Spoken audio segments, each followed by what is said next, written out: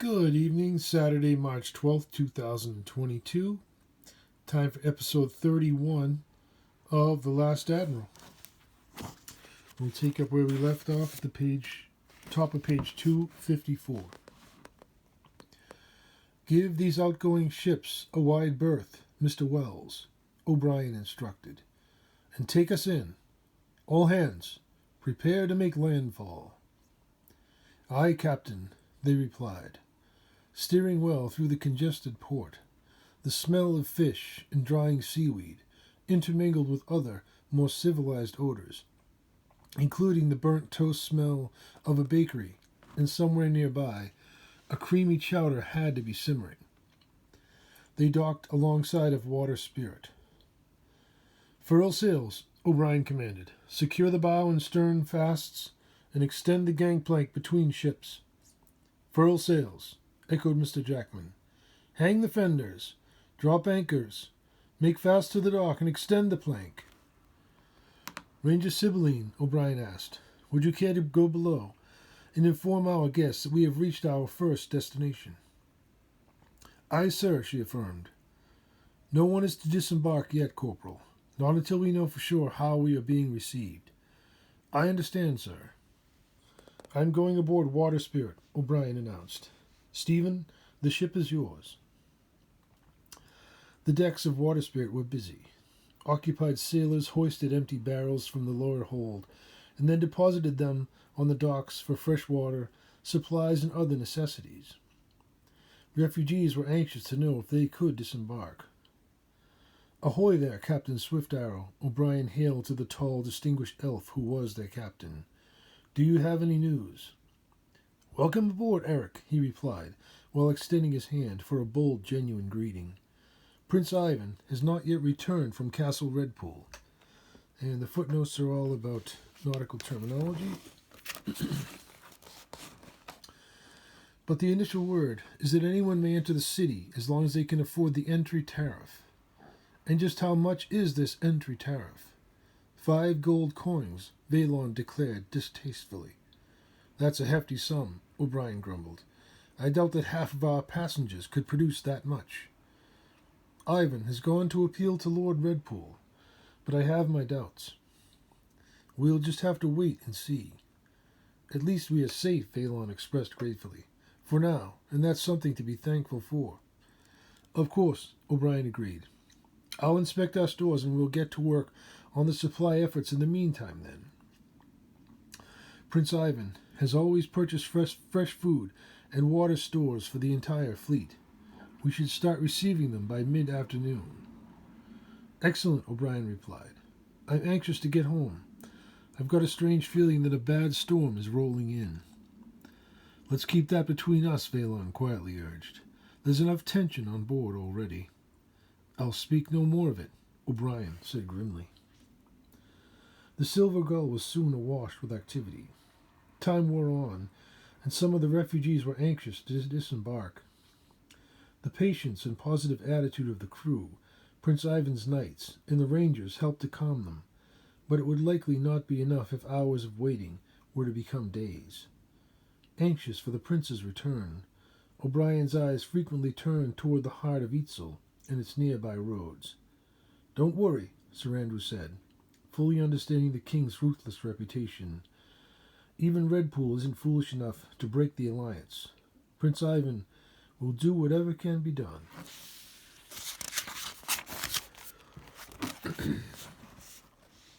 Castle Redpool. Prince Ivan, Shanskara, and Lady Loreline traveled swiftly by horse-drawn carriage through the city, guided by a tall, capable, and amiable driver. 4 powerful draft horses with mottled silver-colored coats pulled them along effortlessly.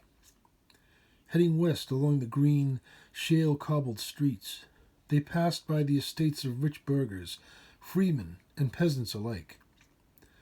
Flowers of all kinds, roses, orchids, and marigolds, colored their gardens in flashes of brilliant reds, buttercup yellows, and cloudy whites, which gave the city a vibrant, merry quality.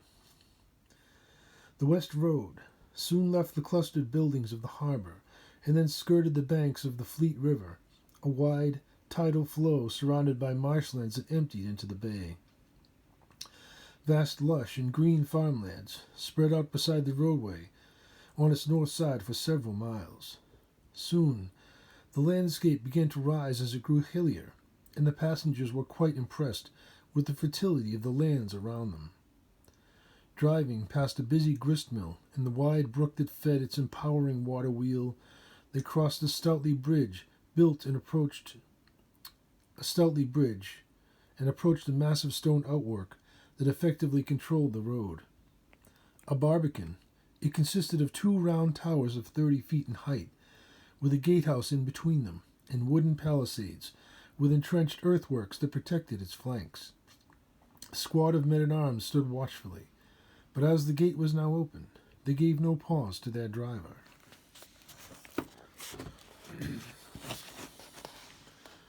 Passing beyond the fortification, they rode by a grand series of tradesmen's homes, soldiers' barracks, and servants' quarters. Castle Redpool then slowly came into view in all its grandeur. Built at the summit of the highest overlooking hill in the area, it consisted of 6 great round towers evenly spaced, with thick walls and crenellations atop of and between them. A deep, muddy moat and earthworks made approaching its walls difficult, and a huge, massively built drawbridge lay then open, spanning the ditch. A few soldiers kept watch from the battlements. The captain of the guard stood among them, and he waved the driver on. The castle's walls were over 40 feet thick, and murder holes pierced the entranceway, making any assault decidedly unhealthy. Entering the expansive inner courtyard, their coach came to a gradual stop before the entrance to the inner keep, a rectangular castle manor towering over 80 feet in height. Heavy oak doors, walls of brick and stone, combined to make it a formidable defensive work in its own right, and a mansion of vast richness. The driver stepped down, opening the doors for them. A distinguished-looking man greeted them wearing a kilt of red, a nobleman's shirt, and a cap to match. "Welcome guests," he greeted. "I am the king's butler, Mr. Doolin. I will take you to him." Prince Ivan and his retinue followed him in. The entrance to the mansion, although well carpeted and ornamented, with the mounted heads of trophy animals along the walls and some fine furniture, was clearly a fully functional defensive work. An inner portcullis, arrow loops in the passageway, and stone construction made it defensible. Prince Ivan took it all in, comparing it to stories that his father had told him of it as a child. The former King Redpool had once been an associate of his father, but Redpool had been prone to fits of temper and unpredictable behavior. Ivan knew nothing about his firstborn son and heir. And the footnotes include barbican, murder holes, and arrow loops. Murder holes are openings built into the ceiling and walls of a gatehouse passageway, where defenders could rain a variety of attacks, such as arrows or boiling water, down onto invaders. And arrow loops are vertical, narrow openings built into castle walls, through which arrows are employed. Okay.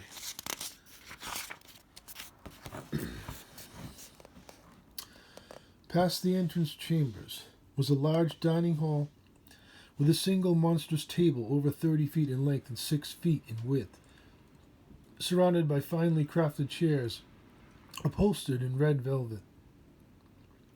Several exquisite paintings of former kings and queens adorned the walls, and one majestic broad set of red stag antlers topped the archway at the room's north end. Doolin led them through the hall and then up a series of winding stairs, by 3 floors of residences, and then finally to the highest level, and presumably the king's chambers. The stairwell opened into a spacious room, with an open balcony overlooking the rising hills and the mountains to the west, that led eventually to the forbidding and vast darkwood forest. 2 sets of bunk beds, a small round table, and a rack filled with standing arms clearly marked this as the guard's room. An open doorway led first into a bath chamber to the east, then north into a room of exceeding decadence and finery. The Queen's chamber, my lord, Doolin instructed. We shall meet the king in the next room. Lord Redpool's personal chamber was his bedroom, library, and planning room combined. On the south wall, a grand four-poster bed with blankets of finely woven wool and exotic furs stood. Directly east from the entrance stood Redpool, before an exquisitely carved desk of walnut, with legs carved like lion's paws and a large open-arched balcony behind it. A dining table with 4 chairs stood near the northeast corner of the room, next to an arch-open window, which provided a clear view of Itzul, its harbor, and the open sea beyond it. The king's arms in his suit of black plate mail armor hung from hooks along the east wall. Many chests and bureaus rested here and there about the chamber. "Welcome, Prince Ivan," Redpool said, with his hands outspread in greeting. "Please feel free at home in Castle Redpool." His hair was black, curly, and shoulders length. Middle-aged, his face reflected years of hard battles fought and long grueling hunts for dangerous game. His beard was black, well-trimmed, and tinged with gray. He was of medium build, medium height, stocky of build, fit, and clearly very physically powerful. His eyes were brown, piercing, and shrewd. "I received word of your noble campaign in Sicily," Redpool declared. "It was a valiant effort." "With a most regrettable outcome," Ivan grumbled. "Drakmar's reinforcements never arrived." Redpool was unsympathetic. "No doubt their piracy troubles are to blame for that, Ivan. I believe that Dragonia is now in league with many of the privateers in this area, ignoring their criminal efforts and funding their operations handsomely. Our enemies have grown too powerful here, Ivan. Sicily cannot be won in this climate. Make no mistake about that." "Perhaps," Ivan answered. "I assume that you and your fleet have not sailed here merely for a friendly visit." "No, my liege," Ivan reported. "I have come here to appeal to your mercy. We are transporting many Sicilian refugees who may wish to remain and settle here, rather than continue north to safe haven. They were forced to flee their homes in great haste, and most cannot afford the entry tariff in order to gain safe passage. Itzul has strict laws for its immigrants. If they can pay the tax, then they remain here as free citizens. If they cannot, then they must seek bond service to one of our nobles, who are willing to pay their fee." "So no special considerations can be made in this case?" "The law is the law, Prince Ivan," Redpool lectured with rising ire. "It cannot be changed except by royal decree." "Thank you for your kindness, Lord Redpool," Ivan said, holding his tongue. "As a small token, I have brought you this tribute in honor of the alliance that our fathers shared." Shanskara then produced a small chest, beautifully wrought of silver. Placing it on the king's desk, he opened it, revealing a large mixture of gems composed of diamonds, rubies, and emeralds of tremendous worth. "A fitting tribute, Ivan," Redpool affirmed, "that requires a new consideration. I will defer the tariff in this instance and allow the Sicilians to settle here as they can. Nevertheless, they will have to pay their own ways to seek out private charity. Nevertheless, they will have to pay their own ways or seek out private charity." "Thank you, my liege," Ivan obligingly said. "I will see to it that the refugees have a complete understanding of your terms." "Excellent," Redpool replied. "And I shall send Alderman Grimsby with you to register any of your guests who choose to settle here." "Thank you for your kindness." "Think nothing of it, Ivan. I shall have Mr. Doolin serve you a fine lunch in the meeting hall before you leave." "We would be honored," Prince Ivan responded. "Of course you are," Redpool taunted. "Mr. Doolin, have my chef prepare them a fine meal. The boar from yesterday's hunt should provide for them nicely." "Yes, my king," Doolin replied with a bow. "We should meet again," Redpool declared while extending his hand, "and not to shake as equals, but in offering of his signet ring and supplication, under better circumstances. Prince Ivan was sorely tested. A prince for all his life, and now soon to be a king in his own right. He knew that his actions would affect his entire kingdom. He wanted to blast his fist through the face of the arrogant bastard before him, but instead he knelt, took Redpool's hand, and kissed his ring. It took all his considerable will to suppress the quaking anger inside of himself, but he did his best to hide it. "Lord Redpool," Ivan said resolutely, "I am certain that we will meet again." Redpool ignored his tone as if it was nothing. "See them to their meal, Mr. Doolin," the king commanded. "My cooks are the best in all of Fermanagh." Lunch was roasted boar, braised duck, squash, fresh bread, and aromatic cheese, and the red wine was a fine vintage. Ivan and his followers wanted only to return to their fleet and set sail for home, but to refuse the king's hospitality would insult him. Smiling much and complimenting the chef, they chose diplomacy, knowing that Lord Redpool could still be a threat to them as long as they were within his grasp. Sean looked at his prince in knowing eyes, and fearing poison, tried every offering before the others. Under different circumstances, the food might have been uniquely satisfying, but there, on that afternoon, it tasted too much like crow. Returning to the wharves in their ships by mid-afternoon, Alderman Grimsby made all of the king's laws known to those Sicilians interested in emigrating. Despite the costs associated with settlement, 48 wealthy families chose to leave Prince Ivan's care, believing that the remaining voyage north was too great of a risk for them. "Good people of Sicily," Ivan beseeched, "I know that you may fear the colder climate of Safe Haven, but there all people are free. Itzul, too, is a fine land, but I fear that you will find its laws more constricting. I urge you in every way to reconsider your decisions." Pondering his words, the refugees deliberated for a long time, but most of them stood by their original choices. These left for Highwall, despite his misgivings. Nonetheless, many of the refugees decided to remain with him, believing him to be a good and benevolent nobleman, or else due to their shallow pockets and fear of servitude. By nightfall, the new supplies were loaded and the ship's logs updated to reflect the loss of passengers and livestock. In the process, they discovered that high-spirited carpenter Dwayne Deckel was gone. "Deckel has jumped ship, Captain," Ned Bender reported. "I knew that he was unreliable." "That's not good news," Captain Blake said. "He came aboard in Safe Haven. Why would he risk going ashore here?" "He probably ran out of brandy," Ned replied flatly. "You knew him better than I did," Blake stated.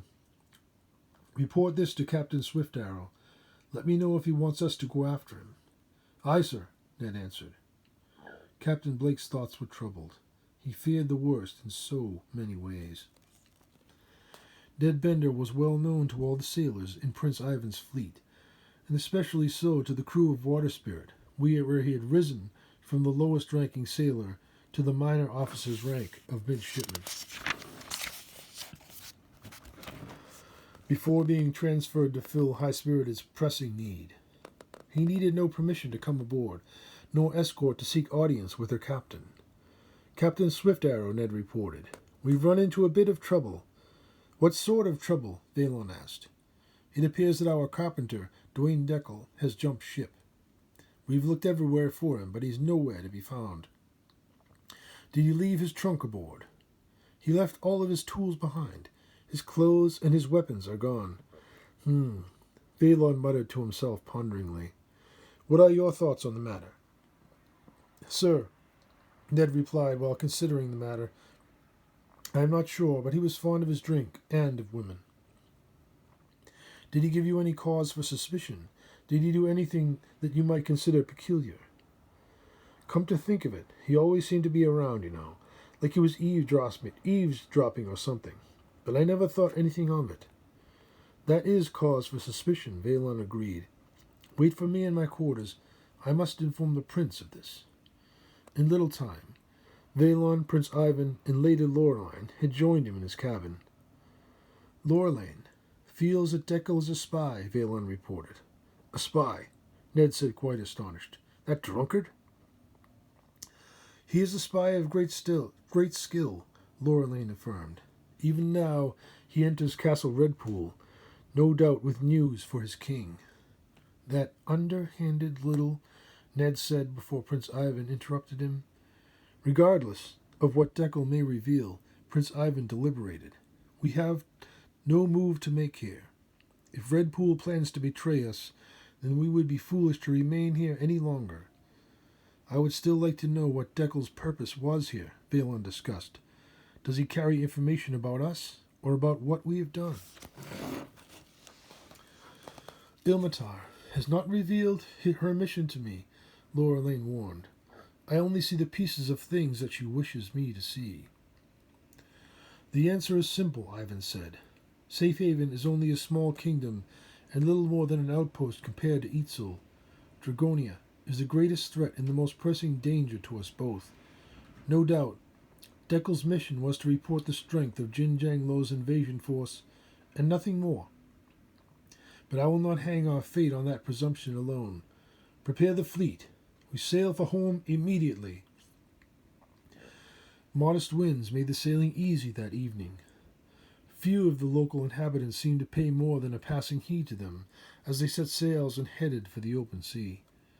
The sunset was beautiful, with its light streaming over the hilltop forest to the west and casting its lingering shadows from every building and ship in the harbor. Seabirds flew about hungrily in search of supper, and sailors were busy with last-minute chores before the night made working too difficult. Prince Ivan and his captains watched the hilltop batteries of Itzul's defenses anxiously as they sailed past them, but no great boulders flew, nor did deadly arrows rain. Reaching the open sea, they breathed hearty sighs of relief, their fleet once again reunited, and then they began their 350 miles long journey north for home. And Ilmatar, the footnote is, Ilmatar or Luanatar, the spirit of nature, was the virgin spirit of the air in the Finnish epic the Kalevala, who, after being impregnated by the sea and wind, gave birth to Vainamoinen. From the Wikipedia, Ilmatar. And next time we'll begin with the King's Spy at the top of page 264. Thank you and have a great night.